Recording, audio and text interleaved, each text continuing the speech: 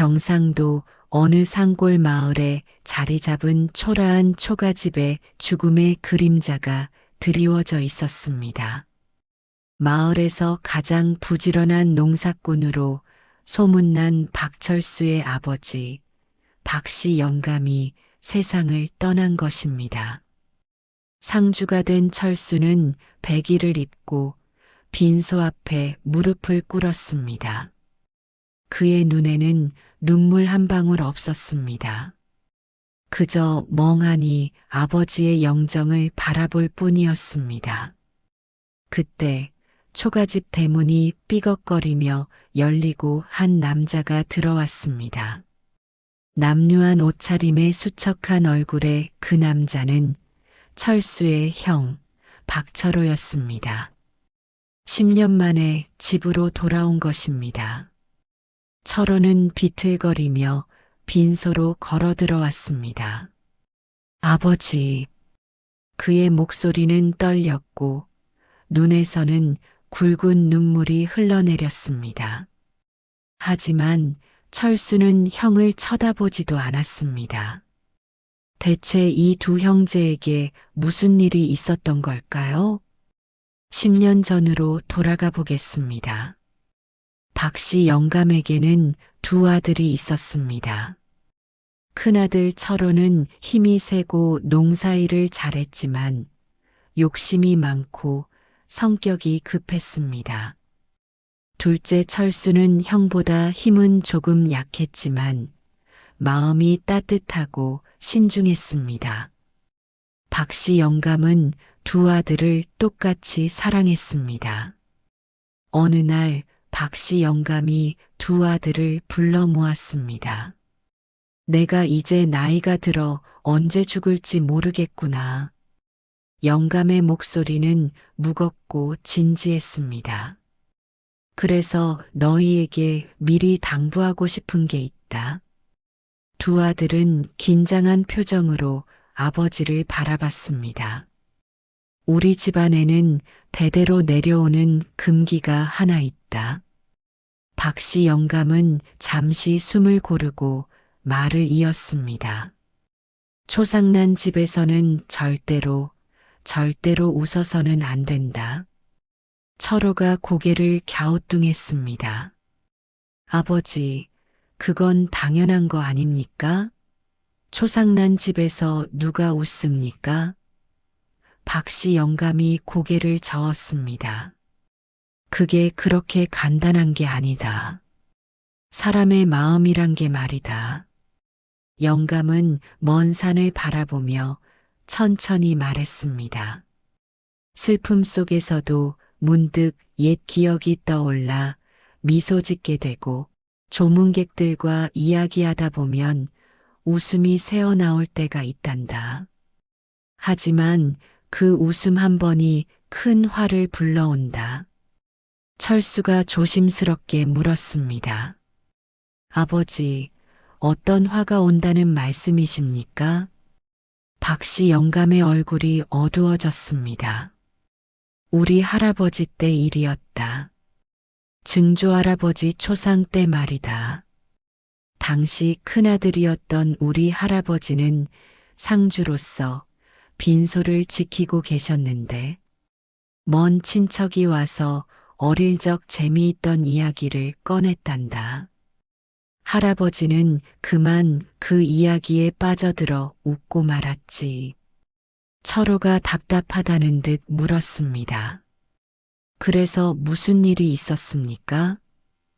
박씨 영감은 깊은 한숨을 내쉬었습니다. 그날 밤 할아버지 꿈에 증조 할아버지가 나타나셨단다. 노여운 얼굴로 이렇게 말씀하셨지. 내가 나를 그렇게 쉽게 잊느냐? 내 죽음이 그리 가벼우냐? 그 후로 우리 집안에 우환이 끊이질 않았다. 농사는 계속 흉년이 들고 집안 식구들이 하나둘 병들어 죽어나갔지. 결국 할아버지는 가산을 모두 탕진하고 거지가 되다시피 하셨단다. 두 아들은 숨죽여 아버지의 이야기를 들었습니다. 그때부터 우리 집안에서는 철칙이 생겼다. 초상난 집에서는 절대로 웃지 말라고. 웃음은 망자에 대한 불경이요. 슬픔에 대한 모독이니라. 박씨 영감은 두 아들의 눈을 번갈아 보며 말했습니다. 너희는 이것을 명심해야 한다. 내가 죽거든 절대로 웃지 마라. 설령 3년상을 치르는 동안 기쁜 일이 생겨도 좋은 소식이 들려도 웃어서는 안 된다. 그것이 망자에 대한 최소한의 예의이고 자식된 도리란다. 철호는 고개를 끄덕였지만 속으로는 미신이라고 생각했습니다. 반면 철수는 아버지의 말씀을 가슴 깊이 새겼습니다. 그렇게 세월이 흘렀습니다. 두 형제는 각자 장가를 들어 가정을 꾸렸습니다. 철호는 마을에서 가장 힘센 사내답게 논밭을 넓혀가며 부를 쌓아갔습니다. 철수는 형만큼 잘 살지는 못했지만 아내와 함께 성실하게 농사를 지으며 살았습니다. 박씨 영감도 두 아들이 모두 잘 사는 모습에 흐뭇해했습니다. 하지만 세월은 누구에게나 공평하게 흐르는 법입니다. 박씨 영감의 몸이 점점 쇠약해져 갔습니다. 어느 겨울날 박씨 영감이 병석에 누웠습니다. 두 아들이 밤낮으로 간호했지만 영감의 병세는 나아지지 않았습니다. 며칠 후 박씨 영감이 두 아들을 불렀습니다. 내 이제 얼마 남지 않은 것 같구나. 영감의 목소리는 가늘고 약했습니다. 명심해라. 절대로 초상난 집에서 웃지 마라. 그것이 박씨 영감의 마지막 당부였습니다. 그날 밤 박씨 영감은 조용히 눈을 감았습니다. 빈소가 차려졌습니다. 철호와 철수는 상복을 입고 아버지의 영전 앞에 무릎을 꿇었습니다. 마을 사람들이 하나둘 조문을 왔습니다. 고인이 된 박씨 영감께서 참으로 훌륭한 분이셨소. 두 아들을 이렇게 잘 키우시고. 조문객들의 위로가 이어졌습니다. 철수는 고개를 숙인 채 눈물을 흘렸습니다. 철호도 처음에는 슬픔에 잠겨 있었습니다. 그런데 이틀째 되는 날 변화가 생기기 시작했습니다. 철호의 오랜 친구인 김 씨가 조문을 왔습니다. 철호야, 정말 안 됐구나. 근데 말이다. 김 씨는 철호의 귀에 대고 속삭였습니다. 내 논 옆에 있는 최 씨 영감 땅 말이다. 최 씨 영감이 급전이 필요해서 헐값에 팔려고 한대. 철호의 눈이 번뜩였습니다. 그 땅은 물이 좋아 수확량이 많기로 유명한 논이었습니다. 하지만 너 말고도 노리는 사람이 많으니까 빨리 결정해야 할 거야. 김 씨의 말에 철호는 속으로 계산을 시작했습니다. 아버지 초상 중이긴 하지만 이런 기회는 다시 오지 않아. 내가 저 땅만 사면 우리 집은 마을에서 제일 부자가 될 거야. 철호는 빈소를 벗어나 김 씨와 함께 밖으로 나갔습니다. 김 씨, 자네가 최 씨 영감한테 말 좀 전해주게. 내일 당장 계약하겠다고. 철호가 말하자 김 씨가 웃으며 말했습니다. 그래, 내 선택이 옳아. 이런 기회를 놓치면 바보지. 철호도 모르게 입가에 미소가 번졌습니다. 드디어 마을 제일의 부자가 되는구나. 바로 그때였습니다. 형님, 철수의 목소리가 들렸습니다. 철수는 빈소에서 나와 형을 바라보고 있었습니다. 형님, 지금 웃으신 겁니까? 철수의 목소리는 떨렸습니다. 철호는 화들짝 놀라 입을 다물었습니다. 아, 아니다. 나는 아버지께서 그렇게 당부하셨잖습니까? 초상난 집에서 절대 웃지 말라고. 철수의 눈에는 눈물이 고여 있었습니다. 철호는 짜증이 났습니다. 야, 그게 얼마나 오래된 미신이냐. 요즘 세상에 그런 걸 믿는 사람이 어디 있어? 그리고 나는 웃은 게 아니라 그냥 김씨 이야기를 듣고 아버지께서는 미신이라고 하지 않으셨습니다. 우리 집안의 철칙이라고 하셨습니다. 철수가 단호하게 말했습니다. 철호는 동생을 노려보았습니다. 너는 그렇게 고지식하게 살아서 뭐가 되겠냐? 기회를 봐도 못 잡고. 형님, 기회보다 중요한 게 있습니다. 아버지에 대한 도리입니다. 두 형제 사이에 팽팽한 긴장이 흘렀습니다. 철호는 결국 고개를 돌리고 다시 빈소로 들어갔습니다.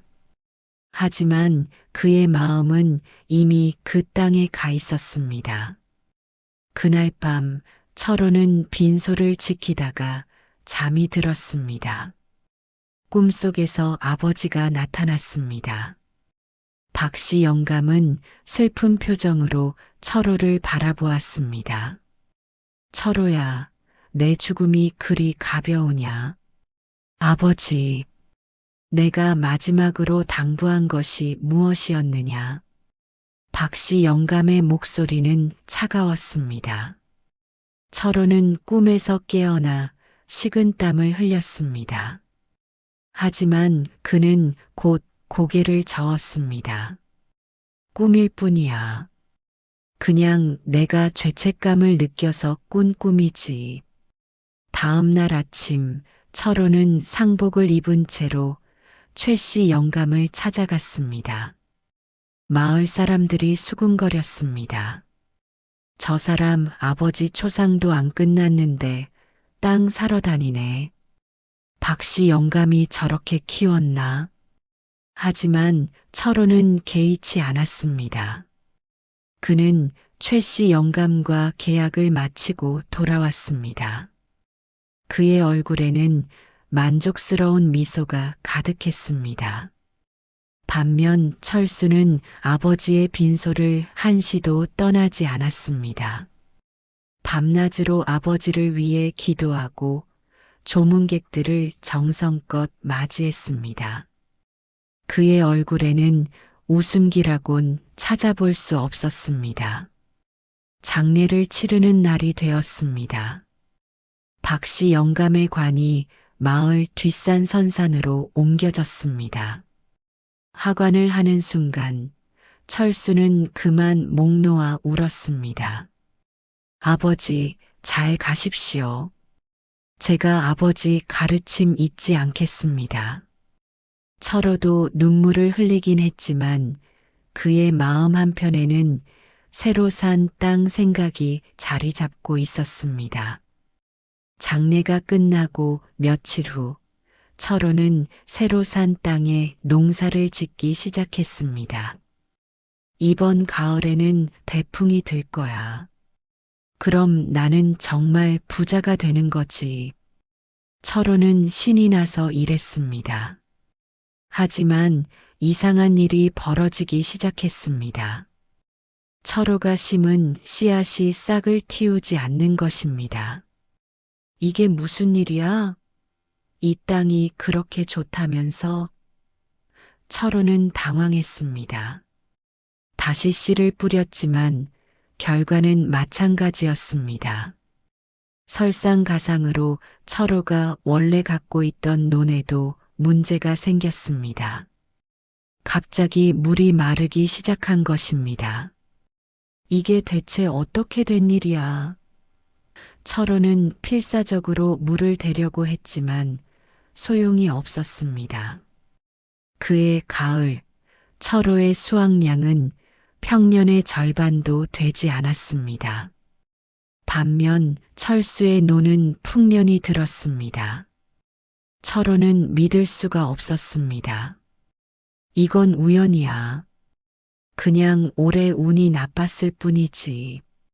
하지만 불행은 거기서 끝나지 않았습니다. 철호의 아내가 갑자기 병에 걸렸습니다. 의원을 불러 치료를 받았지만 병은 쉽게 낫지 않았습니다. 약값이 많이 들었습니다.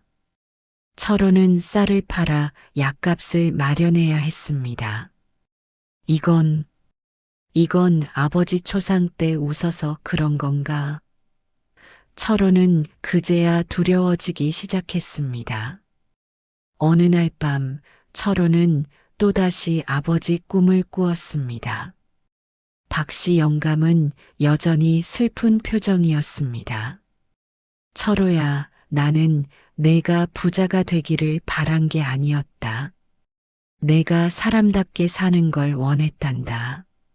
하지만 너는 나를 땅에 묻기도 전에 욕심부터 채웠구나. 철호는 꿈에서 깨어나 땀에 흠뻑 젖어 있었습니다. 그는 무릎을 꿇고 빈 방에서 혼자 절을 했습니다. 아버지, 제가 잘못했습니다. 제가 너무 어리석었습니다. 하지만 이미 지난 일은 되돌릴 수 없었습니다. 다음 해에도 철호의 농사는 계속 실패했습니다. 그는 빚을 지기 시작했습니다. 결국 철호는 새로 산 땅을 다시 팔아야 했습니다. 하지만 사들인 값보다 훨씬 싸게 팔 수밖에 없었습니다. 3년이 지났습니다. 철호의 집안은 완전히 기울었습니다. 논밭을 거의 다 잃었고 집마저 남의 손에 넘어갔습니다. 철호의 아내는 결국 병을 이기지 못하고 세상을 떠났습니다. 철호는 빈털터리가 되어 마을을 떠났습니다. 동생 얼굴을 볼 면목이 없어 그는 한양으로 향했습니다. 한양에서 막노동을 하며 근근히 살아갔습니다. 반면 철수는 묵묵히 농사를 지으며 살았습니다. 그의 집안은 크게 부자가 되지는 않았지만 평안하고 행복했습니다. 아이들도 건강하게 자라났습니다. 철수는 해마다 아버지 산소를 찾아가 성묘를 했습니다. 아버지, 저는 아버지 가르침대로 살고 있습니다. 초상난 집에서 웃지 않았던 것 후회하지 않습니다. 철수의 삶은 평범했지만 충만했습니다. 세월이 더 흘러 7년이 지났습니다. 철호는 한양에서 병들어 쓰러졌습니다. 아무도 돌봐주는 이 없이 거리를 떠돌았습니다. 어느 날 한양에서 장사를 하러 온 마을 사람이 철호를 발견했습니다. 철호가 아니냐? 아, 김씨. 철호는 초라한 모습으로 바닥에 주저앉아 있었습니다. 김씨는 마을로 돌아와 철수에게 이 사실을 알렸습니다. 자네 형이 한양에서 거지꼴로 살고 있더군.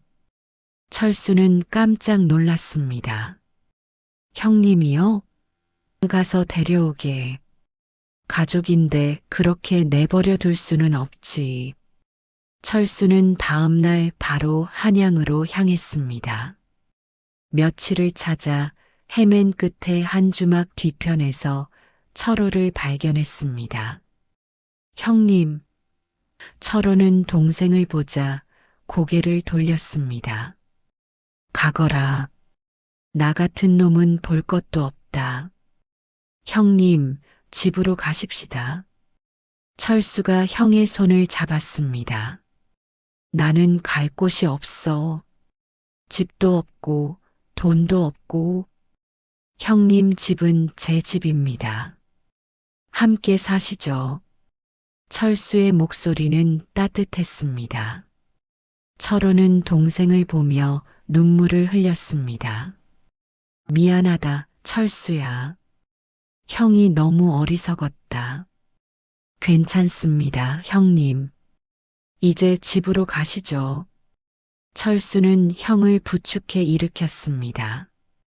마을로 돌아온 철호는 철수의 집 사랑채에 머물게 되었습니다.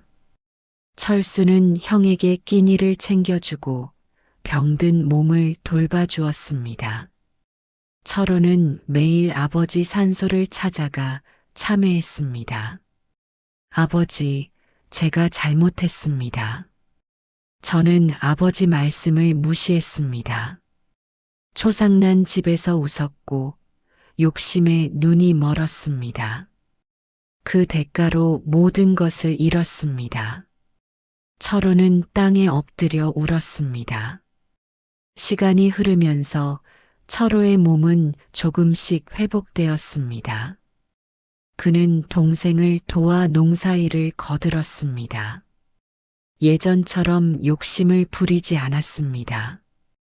그저 묵묵히 주어진 일을 할 뿐이었습니다.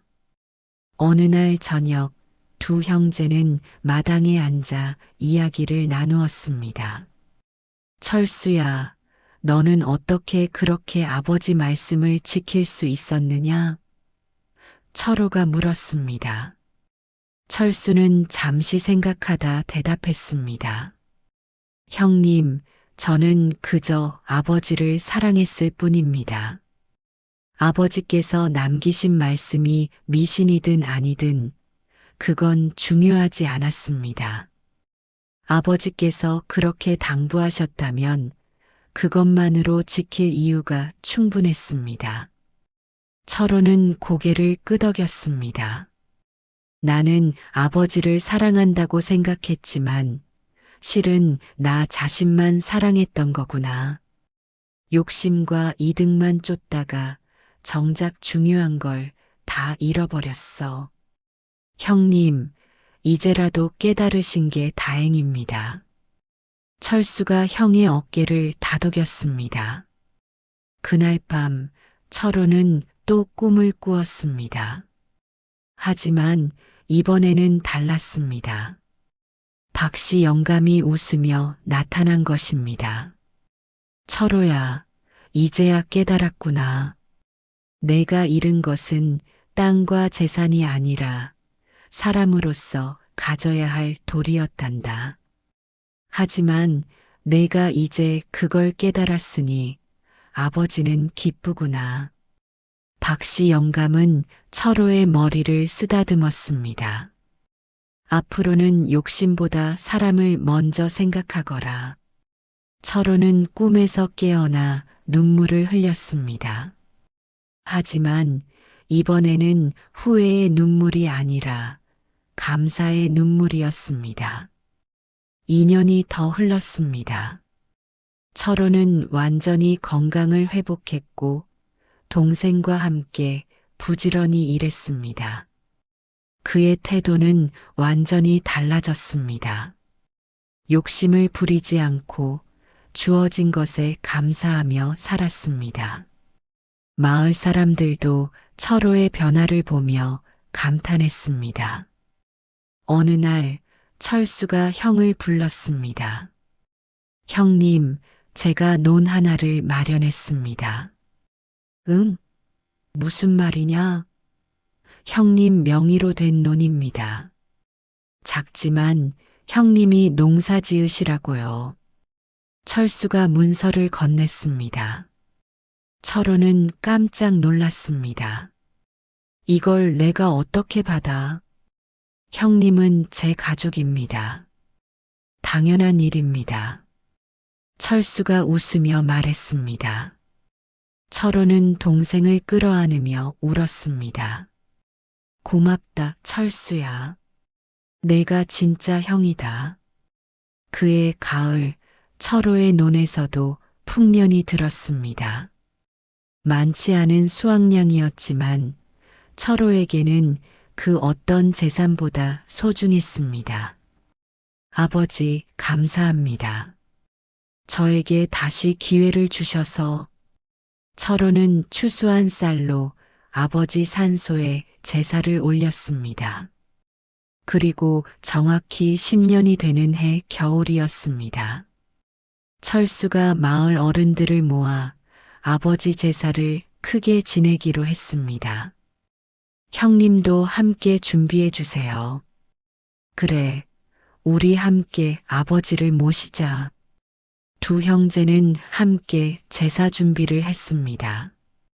제사를 지내는 날 마을 사람들이 모두 모였습니다. 철수와 철호는 아버지 영정 앞에 나란히 무릎을 꿇었습니다. 제사가 끝난 후 마을 어른 하나가 말했습니다. 참 기특하구나. 두 형제가 이렇게 우애 좋게 지내니 박씨 영감도 저승에서 흐뭇해 하실 게야. 철수가 입을 열었습니다. 마을 어르신네들께 한 말씀 드리고 싶습니다. 모두가 철수를 바라보았습니다. 저희 아버지께서 돌아가시기 전에 우리 형제에게 당부하신 말씀이 있었습니다. 초상난 집에서는 절대로 웃지 말라고 하셨습니다. 사람들이 고개를 끄덕였습니다. 저는 그 말씀을 지켰습니다. 아버지 초상 기간 내내 웃지 않았습니다. 철수는 형을 바라보았습니다. 하지만 형님은 그 금기를 어기셨습니다. 철호는 고개를 숙였습니다. 그 후로 형님께는 많은 시련이 찾아왔습니다. 농사는 실패하고 가족은 병들고 재산을 모두 잃으셨습니다. 사람들이 숨죽이며 들었습니다. 어떤 이들은 이것이 미신이라고 말할지 모릅니다. 철수의 목소리는 차분했습니다. 하지만 저는 압니다. 이것은 단순히 웃음에 대한 금기가 아니었습니다. 이것은 슬픔을 온전히 받아들이라는 가르침이었습니다. 망자에 대한 존중이었고 삶과 죽음에 대한 경외였습니다. 철호가 고개를 들어 말했습니다. 그렇습니다. 저는 아버지의 죽음보다 제 욕심을 앞세웠습니다. 슬퍼해야 할 때 기뻐했고 애도해야 할 때 이익을 계산했습니다. 그 대가는 혹독했습니다. 철호의 목소리는 떨렸습니다. 하지만 그 덕분에 저는 깨달았습니다. 진정으로 중요한 것이 무엇인지를요. 마을 사람들은 조용히 두 형제의 이야기를 들었습니다. 한 젊은이가 물었습니다.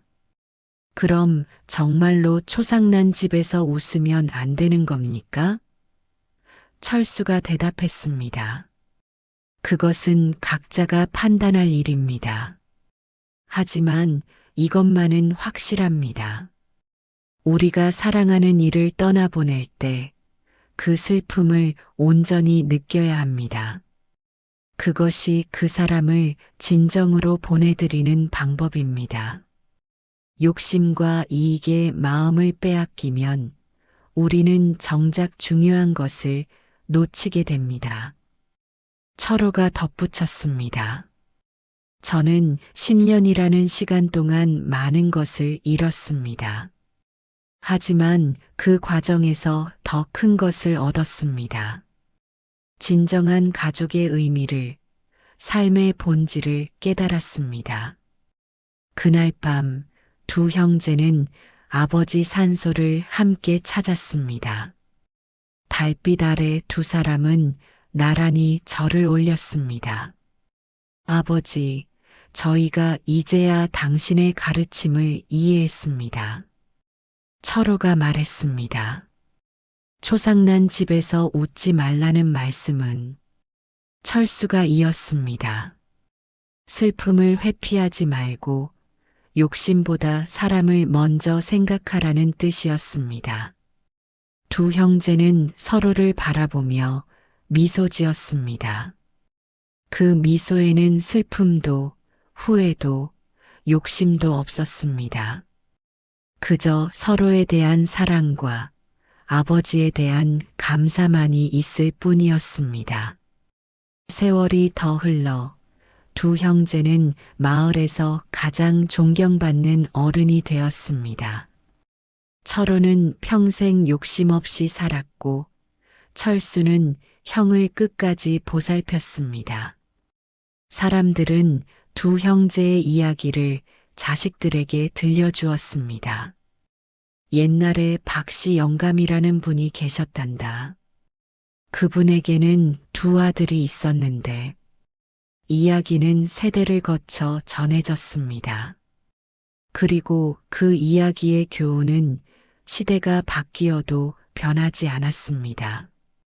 슬픔을 온전히 받아들일 줄 아는 것, 욕심보다 사람을 먼저 생각하는 것, 망자를 진심으로 애도하는 것, 이것이 바로 초상난 집에서 웃지 말아야 하는 진짜 이유였습니다. 철호와 철수는 그 진리를 삶으로 증명했습니다. 한 사람은 고통을 통해 배웠고, 한 사람은 처음부터 알고 있었습니다. 하지만 결국 두 사람 모두 같은 곳에 도달했습니다. 진정한 효도란 무엇인가? 진정한 사랑이란 무엇인가? 진정한 삶이란 무엇인가? 그것은 바로 지금 이 순간을 소중히 여기고 함께하는 사람들을 아끼며 욕심보다는 마음을 따라 사는 것이었습니다. 두 형제는 그렇게 평생을 살다가 늙어서 같은 해에 세상을 떠났습니다. 사람들은 두 형제를 아버지 옆에 나란히 묻어주었습니다. 그리고 그들의 묘 앞에 작은 비석을 세웠습니다. 거기에는 이렇게 적혀 있었습니다. 초상난 집에서 웃지 말라. 그것은 금기가 아니라 사랑이니. 해마다 봄이 오면 두 형제의 자손들이 산소를 찾았습니다. 그들은 조상의 이야기를 아이들에게 들려주었습니다. 너희 할아버지의 할아버지 때 일이란다. 그분들은 우리에게 큰 가르침을 남기셨지. 아이들은 눈을 반짝이며 이야기를 들었습니다. 할아버지, 그럼 정말로 초상집에서 웃으면 안 돼요? 할아버지는 아이의 머리를 쓰다듬으며 말했습니다. 그건 내가 어른이 되어서 판단할 일이란다. 하지만 이것만은 기억해라. 슬플 때는 슬퍼할 줄 알아야 하고 사랑하는 사람이 떠날 때는 온 마음으로 보내드려야 한다는 것을. 그것이 사람의 도리이고 진정한 사랑이니라. 아이는 고개를 끄덕였습니다. 그렇게 박씨 영감의 가르침은 영원히 이어졌습니다. 초상난 집에서 절대 하지 말라던 그 행동. 그것은 단순히 웃지 말라는 것이 아니었습니다. 그것은 삶의 모든 순간에 충실하라는 것, 욕심에 눈멀지 말라는 것, 사랑하는 이를 진심으로 대하라는 것, 그리고 무엇보다 지금 이 순간 함께하는 사람들을 소중히 여기라는 것이었습니다. 왜냐하면 언젠가는 그들도 떠나가고 우리도 떠나가게 될 테니까요. 그때 후회 없이 보낼 수 있으려면 지금 이 순간을 온전히 살아야 하니까요. 이것이 박씨 영감이 두 아들에게 그리고 우리 모두에게 남긴 마지막 가르침이었습니다. 초상난 집에서 웃지 말라. 그것은 금기가 아니라 지혜였습니다. 슬픔을 회피하지 말고 온전히 받아들이라는 삶의 가르침이었습니다. 그리고 그 가르침은 오늘도 우리 곁에 살아 숨쉬고 있습니다.